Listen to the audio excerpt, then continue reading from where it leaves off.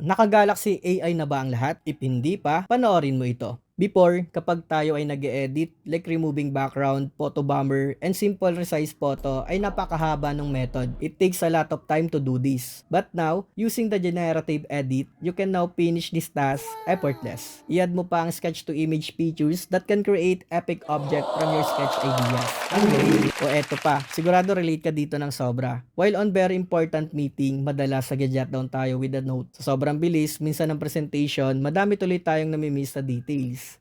Good thing with the note assist, while taking notes ay meron na itong transcribe. I-record mo lang yung buong meeting using voice recording inside the Samsung Note, then tap the transcribe button, and that's it.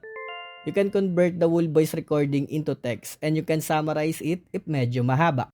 Noon, kapag nakikipag-usap tayo sa ibang 마닐라에서 lahi 가장 좋은 personally, 곳은 nahirapan tayo 어디예요? makipag-communicate. Kaya nagamit tayo ng Google Voice Translate para magkaintindihan. Alam mo bang meron ng conversation mode na merong real-time display sa cover screen using interpreter na talaga nga Oh, naman wow! makakapagbigay sa'yo ng mas komportableng communication sa mga ganitong senaryo. Meron pa, kung medyo lutang ka na at super loaded, minsan nahihirapan tayong mag-isip. Sa sobrang tagal, late na naman natin send yung mga report, posting, and paggawa ng script and etc. Sa sobrang silent natin tuloy, wala na tayong natatapos. Buti na lang, merong composer na gagawa ng pinakamalupit na caption para sa'yo.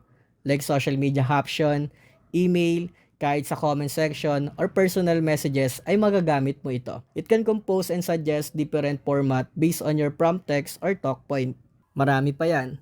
Pero before mo tapusin itong video na ito, huwag mo kalimutan i-hit yung like button and i-share na rin ito sa iyong mga friends. Salamat!